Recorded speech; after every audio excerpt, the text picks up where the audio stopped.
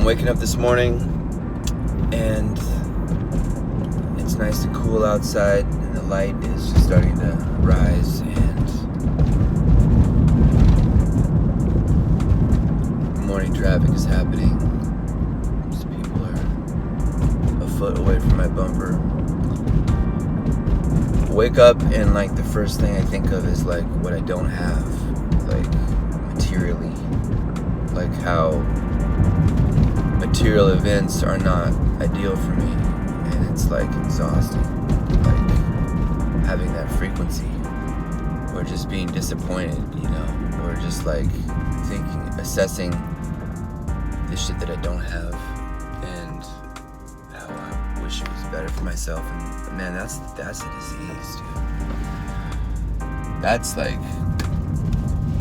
the problem. That's everything, man. And I'm happy that I'm saying it, and I'm happy that I'm aware of it, and I'm happy that like I snapped, like, dude, like I'm kind of living in a suburban nightmare right now in Roseville temporarily, you know, waiting for these crypto investments to mature or do something better, just compounding. But yeah, that like sense of lack is just like the disease. It's envy, you know. It's just like, oof. It's rough. I mean, at the end of the day, like, none of this is real. I keep repeating this. Time isn't real. Matter isn't real. Like, I had a encounter with a couple ladies last night. And she was having like a problem, some stress and all that, and I told her, my grandma used to say, you know, if you're having problems, stop thinking about yourself. And that's pretty real. It's pretty real, you know, like Christ consciousness at the root is like, dude, like, it doesn't matter what your situation is. Like, he proved it. He's like, and if he was alive or not, it doesn't matter. The knowledge is real, and his actions are real. They're consistent with the Vedic saying, for sure. So the knowledge is real. Truth is real. Like, it's objective. It's perfect. So if it exists in one place and you see it in another place, then it's real. Whether or not the person was actually living, it's not as important. But this person, this Christ figure, was able to, you know, experience so much love and devotion that he could follow through on an action as horrible as that and as seemingly painful, but it be in a state of ecstasy because of his love for God first and everyone else. And so that's the consciousness. That's the same consciousness. So waking up like, oh, this is a suburban wasteland, and how come I'm not in a place where there's like cool design and beautiful things around me and interesting things to see? That's just the envy of God nightmare. That's just the, like, I want to be a controller and enjoyer and have beautiful things around me. I mean, and this planet is not even, dude, this planet is like, we're in Kali Yuga. This is the age of chaos, quarrel, and confusion. The Iron Age, where we dig oil out of the ground and put it into our vehicles and pollute. You know, this is the least intelligent age, and it's rapidly accelerating into like oblivion. You know, the metaverse and like AI and shit. So like, dude, this is, if you want to like enjoy your karma and phase out and forget God, like, this is not the planet to do it. This is the planet where people actually have a little bit of sincerity and they're trying to wake up, and so there's a bit of pain and a bit of pleasure, and it's mixed, you know. So this is the ideal situation to kind of have some God consciousness, which is the whole point. So like, there are heavenly planets which are just like so beautiful, and the architecture is beautiful, and everything that you like is there, you know, like, it's a movie. I mean, and conversely, there's hellish planets which are like 20 times worse than the worst part of the United States. So it's like, you know, if you want to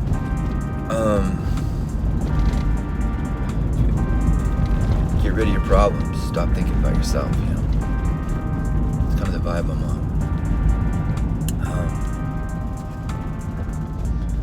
So yeah. How does that work? Well, it's like the schedule, man. You know, it's okay, well, what do I have to do, you know?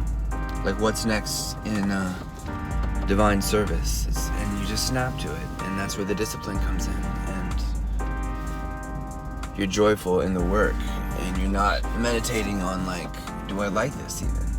You know, once you have that initial conversation, and it's clear that, like, it's valuable, but, whoa, then, it doesn't matter if you like it or not. And that's what discipline is. That's what learning is. Learning is doing what you need to do in order to be connected.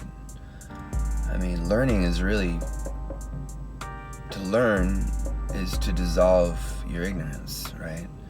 So that's what real learning is, because you already know everything. We already know everything. So learning is removing that despair and self-pity because I'm not getting what I want, and life isn't suiting me, and the material things that I want are not being accommodated, and being bummed out because of it, and being like, oh, I'm just gonna fucking watch YouTube or play a video game, which are like a couple of my vices for sure when I'm phasing out. So yeah, I think I'm repeating a lot of the same themes, but like the self-pity thing is major, and there's awareness of self-pity, and then saying fuck it, and then there's subconscious blocks where like you don't even realize you're in self-pity, and that's like low frequency. When you feel shitty, when you feel like, oh, things aren't going my way, it's just oh, it could be better and it's not, like, oh man, oh shucks, like that is self-pity, man. That is the root of envy. That's why we're here. That's the entire problem. And you can go make money, you know, and try to forget that sadness. That's really what it is, man. It's sadness. It's loneliness, because you don't have any love. You don't love Krishna. You don't love the Supreme Person. And there's no joy without, like, devotion. So real love is service. It's Christ consciousness. It's like, all right, I'm going to put away my enjoyment for this person that I care about. Like, I'm gonna risk and sacrifice for this person. And so, you know, God has a will, a plan. Krishna's got a plan. I mean, morality is real. Like, absolute truth is real, and anything that is not absolute truth is false. So it's like, all right, well, there's the will, okay? Here are a list of good things to do, and here are a list of bad things to do. If you do the list of good things, then you feel joyful because you're pleasing to Krishna. And then if you help other people connect with this list of good things, then you're joyful because you're serving them and you're serving God, and that's the whole point. So maybe that's the title of this video, is divine service. Divine means eternal, it means spiritual, it means permanent, it means you're reinstated in Satchitananda, eternality, bliss, and knowledge. That's divinity. And we're all there, but we're just covered in illusion, you know, like a dusty mirror. So you have to wipe that dust off, and you do that by staying consistent with the schedule and snapping out the pity party. And all right, well, great, what's next? Like, instead of like, I have to do this, I have to be in Roseville, I have to be in the suburbs, it's like, I get to be here. I get to engage in love with the Supreme Person. I get to serve Krishna. I get to like care about other people and look them in the eye and ask them how their day is going and try to help them. I mean, that's big. Like, I get to do that. Like, that's cool. That's, if you've ever connected with someone like lovingly, that's beautiful and it feels good, and you get to do it. Like, what the fuck? Eternity is like loving relationships. Like, all you get to do is love people forever and ever and ever. Like, you get that. Like, Krishna gave us that ability to love, and here we are just like selfish, waking up like crybabies, man. Just like, oh, I can't go get a Slurpee. Oh, I want to live in Brooklyn. I want to live in Scandinavia. I want to go back to Iceland. Why is it so boring? Why is everyone so boring? It's everyone else's fault. If they were cooler, it'd be better for me. Their level of enjoyment is garbage. What they like is stupid. It's just like, what the fuck? What are you doing? What is happening? Like, what? It's such an illusion. Like, dude, no. Like, no, this is all an illusion, man. It doesn't matter. It's like, the whole lesson here is love, is sacrifice, and devotional service. And that's like all it is, man. So, that's the vibe at 6:30, you know, is like switching out of like, why can't I have, into I get to, into like, wow, like what's the next thing I get to do? Like, I have a whole list of awesome things to do that are pleasing to Krishna, that are helping people. Like, you know, and if you don't like your list, and if you don't like your week, it's probably because it's not ambitious enough, you know? It's not worthy of your abilities. You're, you know, squandering your abilities out of some sort of fear of failure or success, you know? A failure of success is that you're going to be disconnected from everyone you're attached to, because you're going to accelerate into an area of accomplishment that they are not interested in. So they're either going to be envious of you, or they're not going to understand, or they're not going to want to connect with you because you've catapulted past them. So you're skyrocketing past what you know and what is familiar, which is scary because you're leaving the herd. There's safety in the herd, right? So if you become excellent and you leave your familiar herd, it's lonely, and there's no protection, seemingly, subconsciously, you know? And the fear of failure is that you'll be ridiculed, you know? That you'll be not accepted by those around you. That you'll be lonely because you won't be accepted by, you know, Instagram or your peer group, you know? Like, you're in high school and you want to fit in because you don't want to fail. You want to fit in. It's all about herd mentality. It's about primal instincts of being loved materialistically because you're identifying as matter and you don't love Krishna, you don't love God. So, like, this fear is going to be there perpetually if you don't love Krishna. That's the whole premise here. And if you don't love Krishna, you try to find love in material things, and, you know, you try to connect your material joys with other people's material joys so that you have people that care about you because of your similar interests, or because of the way your body looks, or something superficial. So it's just fucking disastrous, man. So yeah, so any kind of thought of like, why don't I have what I want, or why isn't this good for me, or like, this isn't fair, that's all the root of why you're on this planet, and why, you know, you're so lonely, sad, and you're not living up to your potential because you're always just expecting that you should be delivered all the goodies you want without work or without effort, because you want to be God, and you think you're God, and you think you should just get it handed to you. So this is a disease, and it's cured by snapping to your objectives. And the next thing for me to do is to create much huger objectives so that I'm more excited about the amount of people that I can serve, right? Because that's really what business comes down to. It's like, wow, like, I can serve 100 people, or I can serve 100,000 or 100 million. And if you're not trying to serve 100 million,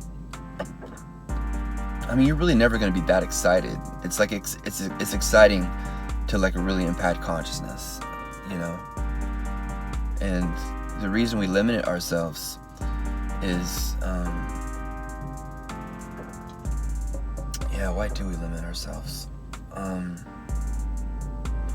A lot of it is, it's deep subconscious herd mentality of just being conditioned since birth, conditioned into the Rockefeller public school, into the game show, into the media, into the quote-unquote culture, college consciousness, just middle-class suburban shenanigans, man, where like we're taught to just buy a house and have babies and like get a decent job and save for retirement. Like this myth created by the banks, by the Rothschild banking system and the Rockefeller school system and the Rockefeller medical psyop complex, the pharmaceutical complex. So we've been like, you know, we've been born into this massive lie, you know, the government's a corporation and we're sold into slavery at birth with, you know, our straw man. It's a lot, man. And to break out of that paradigm, you have to be real sincere, you know, and the way you break out of that paradigm is by expansion of who you're serving and who you're loving and who you're taking care of. And it's programmed into us not to be business oriented. It's programmed that that's greedy and selfish, and not good and not virtuous. So we need to snap out of the programming and really try to approach as many people as we can and create a plan that like connects with our astrological propensities and then lets us, you know, embrace as many people as possible. So that's the vibe, that's the frequency. And if you're not on that, it means you're thinking way too low and you're planning way too little and your potential is not being met. So how can you be excited if your potential isn't being met? So that's the vibe. And have a beautiful day.